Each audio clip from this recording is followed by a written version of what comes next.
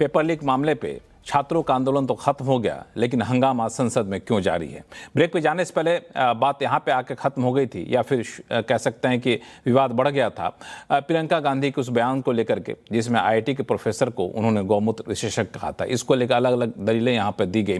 धनंजय गिरी साहब, आपके पास आता हूँ, फिर मैं चलूँगा बाकी मेहमानों के पास। ये इस तरह का बयान देना और उसके बाद उससे पहले प्रधानमंत्री की तरफ से टास्क फोर्स का गठन किया जाना, आपको लगता है कि ये टास्क फोर्स के कॉम्बिनेशन को बदलने की ज़रूरत पड़ेगी, या फिर उसको ज़्यादा प्रभावशाली तरीके से दिखे ये आपको साबित करना पड़ेगा? क्योंकि बार बार पहले कमेटी की सिफारिशों का हवाला दिया जा रहा है, कहा जा रहा है कि उन कमेटी की सिफारिशों को तो लागू किया नहीं गया और अब दूसरा टास्क फोर्स आपने बना दिया है। नहीं लक्ष्मण जी, देखिए, किसी भी अपराध के दो पहलू हैं। एक प्रिवेंशन ऑफ क्राइम, दूसरा डिटेक्शन ऑफ क्राइम। पहला प्रिवेंशन ऑफ क्राइम को प्रिवेंशन केस लिया जा रहा है, कैसे उसको प्रिवेंट किया जाए, कैसे उसको रोका जाए, इसके लिए पूरी व्यवस्था की जा रही है। और जो पहले की कमेटी की बात कर लेते हैं, पहले की कमेटी ने जो सिफारिशें दी थी उसमें से आधे से ज्यादा को माना गया, और उस मानने का नतीजा है कि एग्जामिनेशन सेंटर पर उस तरह की चाक चौबंद व्यवस्थाएं की गई, जिस कारण से किसी परीक्षा पर किसी तरह की लीकेज नहीं हुई, किसी परीक्षा पर कोई कदाचार नहीं हुआ किसी भी केंद्र पर। लेकिन उसकी कुछ मांगे कुछ ऐसी थी जो अभी इतनी जल्दी लागू कर पाना संभव नहीं था, इसलिए सरकार ने उसको आगे के स्टेज में रखा। लेकिन घटना इस तरह की घटी है कि सरकार चाहते हैं कि प्रिवेंशन ऑफ क्राइम और डिटेक्शन ऑफ क्राइम दोनों को मजबूत कर दिया जाए। पहले तो घटना इस तरह की घटे ही नहीं, जैसे बाद में एग्जाम कराया गया और उस पर किसी तरह की कोई घटना नहीं हुई, अच्छे से कराया जा सका। हाँ ठीक है कि सरकार को मेहनत करनी पड़ी, तमाम तरह की चीजें करनी पड़ी, लेकिन वो कौन सा चीज बंद किया जाए, व्हाट्सएप बंद किया जाए या इंस्टा बंद किया जाए या क्या टेलीग्राम बंद किया जाए, ये एजेंसियां जो लोग दिन रात इसमें लगे हुए सुरक्षा कारणों को देख रहे हैं, जो टेक्नोलॉजी को दिन रात अध्ययन कर रहे हैं और जो लोग टेक्नोलॉजी का निर्माण कर रहे हैं, वो लोग जब सजेशन देते हैं कि भाई इस तरह की चीजें की जाए, सरकार ने उन सजेशन को फॉलो करते हुए उसको कराया। दूसरी बात, अब जब हम एक कमेटी बना रहे हैं, फॉर्म कर रहे हैं, उन कमेटी की सिफारिशों को पहले देखा तो जाए, सुना तो जाए, समझा तो जाए। और इस तरह की बात जो मैं प्रियंका जी पर कोई व्यक्तिगत टिप्पणी करना नहीं चाह रहा था, लेकिन जब आपने बात को छेड़ा है, तो जब उन्होंने सदन में जो चर्चा कर रही थी, उस आपने देखा होगा उनकी भाव भंगिमाएं, उन्होंने लोकसभा अध्यक्ष के साथ किस तरह से उन्होंने बहुत ही कॉर्डियल माहौल में जो किया, जिस तरह से मुस्कुरा करके उन्होंने बातें की, उनको मुझे नहीं लगता कि छात्रों को भविष्य के प्रति कोई चिंता दिखी होगी किसी बात को लेकर के, मुझे ऐसा कहीं से भी नहीं दिखा। और उनकी बातें, और जो उन्होंने एक लर्नेड प्रोफेसर पर जिनकी बहुत सारे रिसर्च है, जिनके बारे में इतने सारे लोग कह रहे हैं, अब उनके अपनी बातों के उनको बैकफायर कैसे किया है, ये सार्वजनिक है, ये पब्लिक में है, और उन्होंने अपने ज्ञान का और अपनी विद्वता का स्वयं ही परिचय दे दिया है। अब इससे ज्यादा किसी पर व्यक्तिगत होना मुनासिब नहीं। सरकार ने सही मंशा से इसको लाया है, कमेटी को फॉर्म किया है, कमेटी की सिफारिशें आ जाने दीजिए, और सरकार ने तो सदन में लगातार चर्चा कर रही है। भाई प्रियंका जी को पूरा सुना गया, गौरव गोगोई को पूरा सुना गया, पूरे सपा के मुखिया अखिलेश यादव को पूरा सुना गया।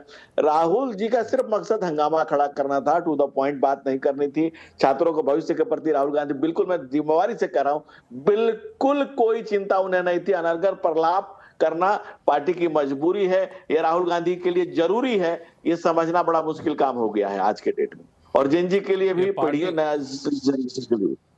हाँ, ये पार्टी के लिए मजबूरी है और राहुल गांधी के लिए जरूरी है। तहसीन साहब, आपके पास आ रहा हूँ, एक मिनट, सूरज मंडल साहब को जवाब देना होगा इस पे।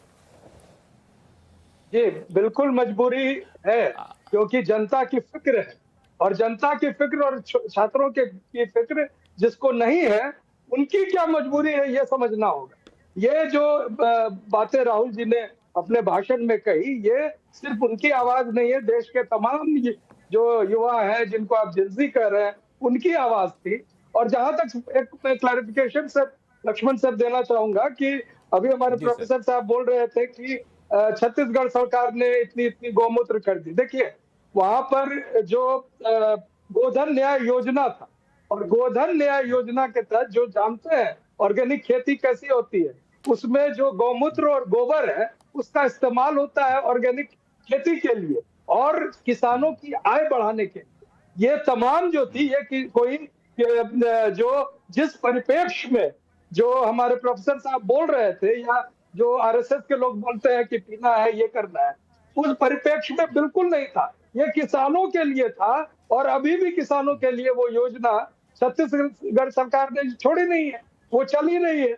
तो नहीं, तो कहने का लेकिन- ये अर्थ है कि सूरज मंडल साहब एक वो सवाल और पूछ लो, फिर बाकी के पास जाऊंगा।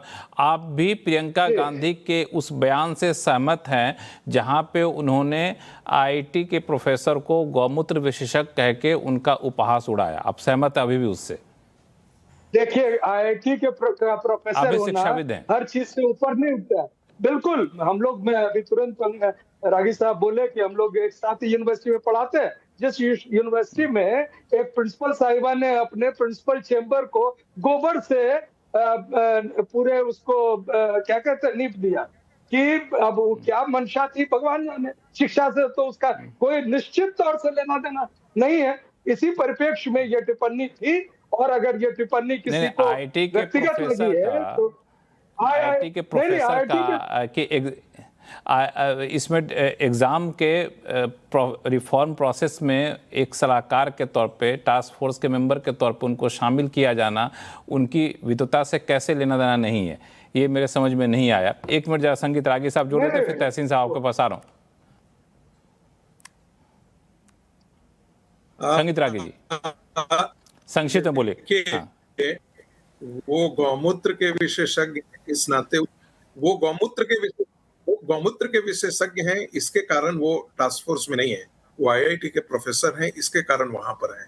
और गौमूत्र पर अनुसंधान इस देश में कई जगह लैब में हो रहा है, अगेंस्ट द कैंसर हो रहा है। तो इस चीज को थोड़ा सा ध्यान रखिएगा कि जब आप किसी का उपहास करते हैं तो आप अपने उपहास के पात्र बन जाते हैं। तो मुझे लगता है कि जो प्रियंका गांधी वाड्रा ने, उन्होंने अपनी अज्ञानता, अपनी अबोधता का परिचय दिया। देखिए, ज्ञान की तो सीमा होती है, अज्ञानता की सीमा नहीं होती है। ये अज्ञानता का पूरा परिचय है। दूसरी बात, राहुल गांधी जी ने जिस प्रकार का एनेक्डोट को लाया, उनका कहना था कि जो छात्र के साथ था वो तो इन सर्च ऑफ ट्रूथ था, बाकी लोग सारे इडियट कैटेगरी हैं या अंधभक्त हैं। तो एक पूरी जनसंख्या जो अखिल भारतीय विद्यार्थी परिषद से जुड़ी हुई हो, संघ से जुड़ी हुई हो, बीजेपी से जुड़ी हुई हो, उसको या तो अंधभक्त की कैटेगरी में हो कह दें, गोदी मीडिया कह दें। अब आपके लिए भी कई ऐसे शब्दों का प्रयोग किया जाता है। हम जानते हैं उन दरबारी एडिटरों को जो गांधी परिवार के दरबार में उठा करते थे, बैठा करते थे। हम जानते हैं उस पंडित नेहरू को भी, जो ऑर्गेनाइजर में एक कैरिकेचर छप जाने के बाद जो है राइट टू, जिसको स्पीच कहते हैं, उसी को कट डाउन, फर्स्ट अमेंडमेंट वही काम किया नेहरू ने, और उसके आधार पर कितनी फिल्मों को प्रतिबंधित किया गया। तो हम नेहरू का वो चेहरा भी, विद्रूप चेहरा भी जानते हैं, मिसेस गांधी का वो विद्रूप चेहरा भी जानते हैं। हमने वो दिन देखे हैं जब कैसे कश्मीर, यहीं पर कहा गया कि पैलेट गन, अरे भाई 2010 पैलेट गन है वो यूपीए की सरकार लाई थी, नॉन लीथल उसको माना जाता है, और भीड़ को नियंत्रित करने के लिए, उसको प्रयोग में लाने के लिए यूपीए की सरकार ने 2011 में लाया। संगीत रागी जी आपको रोक रहा हूं। तहसीन पूनावाला साहब।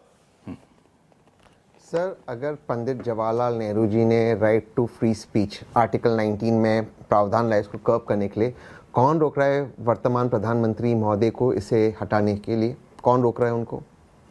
कौन रोक रहा है? तो ये आज विषय है ही नहीं सर, ये आज विषय है ही नहीं सर, विषय अलग है सर। विषय ये है कि हमें बताया जा रहा है कि अरे हमारी जो इंटेलिजेंस एजेंसी, उन्होंने सोचा टेलीग्राम को बैन कर दो तो पेपर लीक नहीं होगा। सर बहुत सिंपल सवाल है, अगर ये हमारी इंटेलिजेंस एजेंसी की टेक्नोलॉजी की समझ है तो हमें सोचना होगा कि हम क्या कर रहे हैं सर, क्योंकि जो पेपर लीक होता है सिग्नल से नहीं जा सकता। सर मैं आपको हज़ारों ऐप्स बता सकते जहाँ से हो सकता है। सर आप भी जानते हो, आपके सारे दर्शक जानते हैं, दुबई पे व्हाट्सएप कॉल नहीं होता, पर दुबई से व्हाट्सएप कॉल करते, VPN को बाईपास करते। सर क्या बात करें हम, कौन से हम वेब 2.0 के ज़माने की बात करें जब हम वेब 3.0 में कौन सी बात करें? सर मैं दूसरी बात पे आते अपनी संक्षेप में बात खत्म करता हूं।